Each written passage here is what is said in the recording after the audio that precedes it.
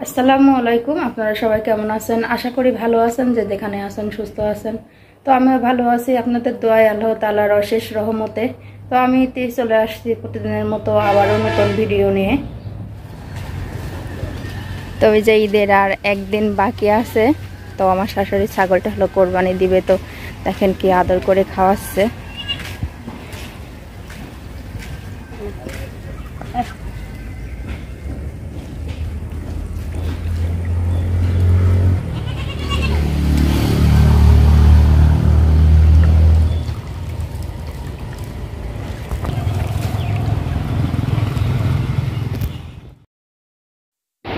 তো এই যে সকালবেলা সব কাজ সেরে সকালবেলার হালকা পাতলা খাবারও রেডি করে ফেলছি। তো তানভীররা এখনও ওঠে নাই, তো উঠলে আর কি ওদেরকে খেতে দেব। তো আজকের খাবার হলো ডিম ভাজি আর শুধু আলু ভর্তা। তো এই যে ভর্তাটা করতে করতে দেখলাম যে তানভীর একটু নড়ে উঠলো। তো তানভীরকে ডাকলাম যে ওটো বাবা, খাবার রেডি হয়ে গেছে। তো আর কি উঠে হাত মুখটা ধুতে গেছে, এই ফাঁকে আমি ভর্তাটাও করে ফেলছি। আর এই যে খাবারের পরেই হলো আছে কিছু ঈদের বাজার, তো কেনাকাটাও তো করা লাগবে, এমনি সব কিছু ঘরেই থাকে। তো তারপরও হালকা পাতলা কিছু কেনার আছে, এই জন্য ওর আর কি স্যারের দাদাকে বাজারে পাঠাবার জন্য ডাকছিলাম। তো এই যে আমি এখানে লিস্টটা করেও দিছি কিছু কিছু জিনিস, তারপরও বলতেছিল যে কি কি আছে পরে শোনাও। তো যাই হোক আমি পরে শোনালাম যে কি কি কেনার আছে। তো আজকে নাকি অনেক দোকানে ভিড়, এজন্য সকাল সকালই যেতে হবে। এই যে তানভীর লেবু কিনতে গেছিল, প্রচুর গরম পড়তেছে, শরবত খাবে এই জন্য। আর লেবু পানি তো আমি এমনিও খাই, দেখি ও খাওয়ার জন্য সেই হুড়োপটি লাগাই দিচ্ছে।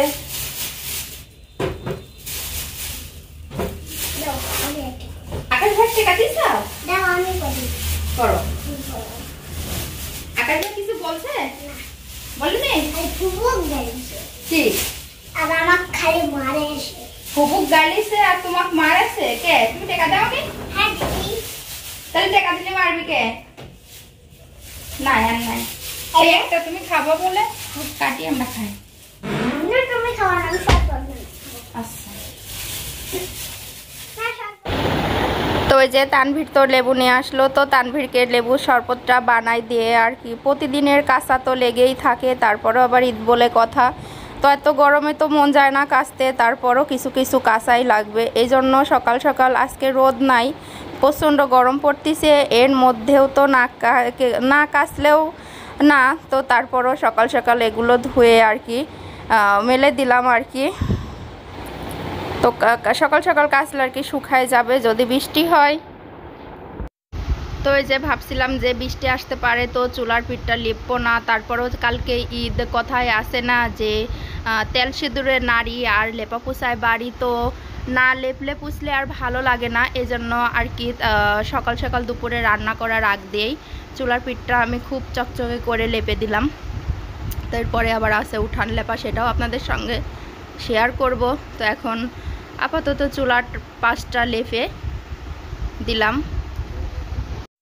তো লেপা শেষ করে আর কি সরাসরি চলে গেলাম দুপুরের রান্নাতে। তো ভাবলাম যে আজকে কি রান্না করব। তো ফ্রিজে বেশ একটা মাছও ছিল না, অল্প কয়েক টুপলা মাছ, তো ভাবলাম যে এক টুপলা রান্না করি। তো যেহেতু কালকে ঈদ গোশ খাবার দিন, তো হালকা পাতলা কিছু দুপুরের জন্য রান্না করব, শুধু একটাই তরকারি, এই জন্য মাছটা বের করে ফেললাম। তো এখানটা দেখতে পাচ্ছেন হলো আলু আছে, কাঁঠালের আটি আছে, আর হলো এই যে সবুজ সবুজ দেখা যাচ্ছে, তো এগুলো হলো ঝিঙা।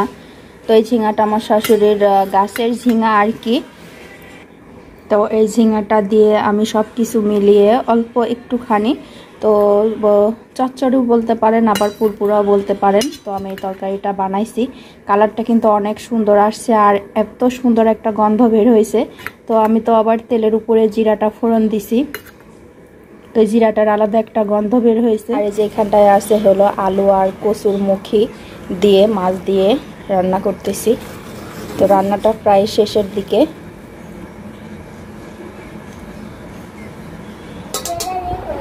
তো এই যে তানভীর হলো এখন যাবে চুল কাটতে। তো দেখেন ও চুল কাটতে যাচ্ছে হলো গোসল মোসল করে।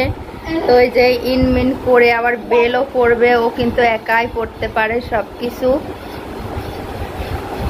তো ওই যে বেলের আবার যে মুখটা আটায়, তো এটা হলো পরবে। তো ওর বাবাকে দেখে দেখে কিন্তু শিখছে, ও কি স্টাইলে বেলটা পড়তেছে দেখেন। এদিকে ঘোরো আব্বা। ওখানে যাই যে।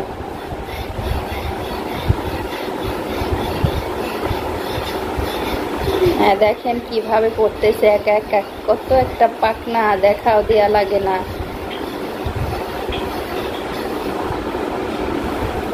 হ্যাঁ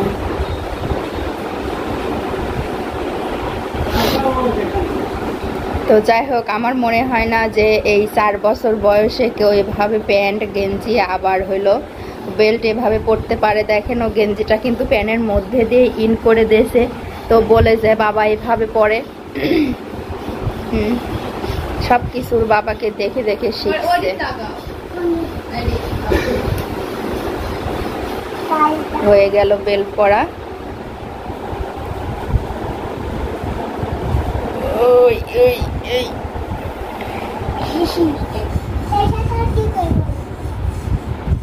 পরো। এই শার্টটা কি করবা?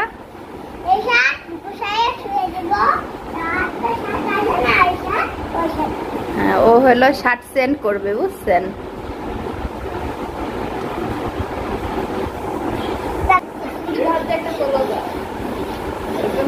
তো ওই যে আজকে যে কালকে যেহেতু ঈদ, আজকে কিন্তু সবাই সবার কাজে ব্যস্ত।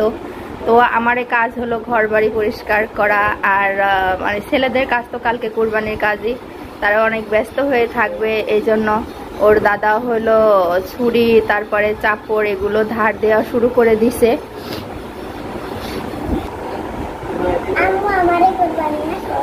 হ্যাঁ আছে তো, দাদার বড় খাসি না, খাসিটাই তো কুরবানি, তুমি জানো না?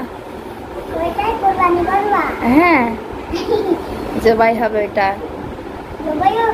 হ্যাঁ খাসিটা ওকেও কাছে যাচ্ছে, ওকে ডিশ দিয়ে দিয়ে ফেলাই দিচ্ছে না তো।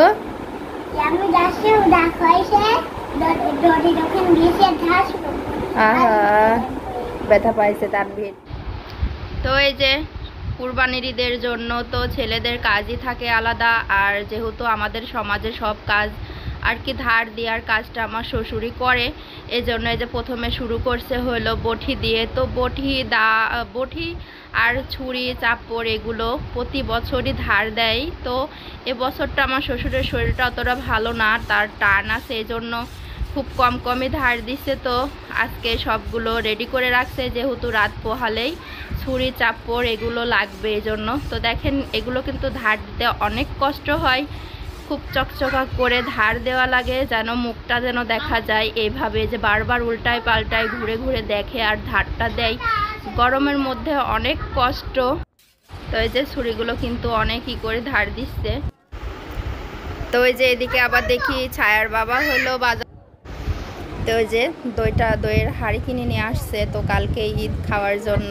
তো ঈদ মানেই তো দই খাওয়া, সেমাই খাওয়া, এগুলো খুবই পছন্দ করে তানভীর তো এখনই খাওয়ার জন্য খুবই লাভ পাড়তেছিল। তোর বাবা বললো যে না, যেহেতু দইটা কিন্তু এখনই যদি নাড়ে তো একবার একটু দইটা কাটলেই কিন্তু পানিটা উঠে যাবে, ওর স্বাদটাও কমে যাবে, এই জন্য ফ্রিজে আর কি রেখে দিল।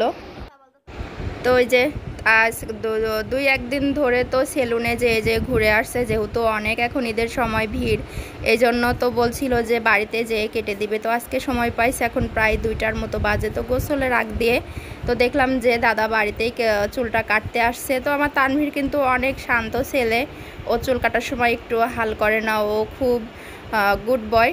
তো এভাবে বলে টলে আর কি লালা ভুলা দিয়ে ওর চুলটাও কেটে দিচ্ছে। তো চুলটা না কাটলে তো আর ভালো লাগবে না দেখতে।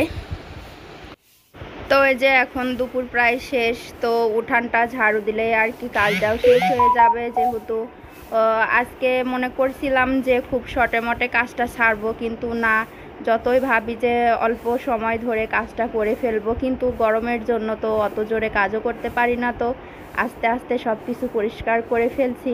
তো এখন উঠানটা ঝাড়ু দিয়েই আর কি উঠানটা একটু লেপে দেবো, নাহলে দেখতে তো খারাপ লাগে। তো ওই যে উঠানটা আমি বেশ চকচকে করে ঝাড়ু দিয়ে ফেলছি। তো এবার একটু আমি উঠানটা লেপে দেব হালকা করে, যেহেতু হাত দিয়ে লেপলে বেশি ভালো হয়।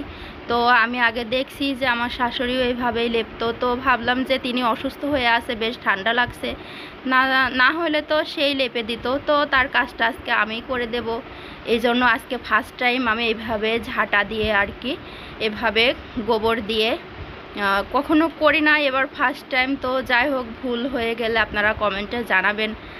আর আজকের ভিডিওটি কেমন লাগলো তাও আপনারা জানাবেন। আর এখনও যারা চ্যানেলটিকে সাবস্ক্রাইব করেন নাই তারা কিন্তু অবশ্যই সাবস্ক্রাইব করে দিবেন।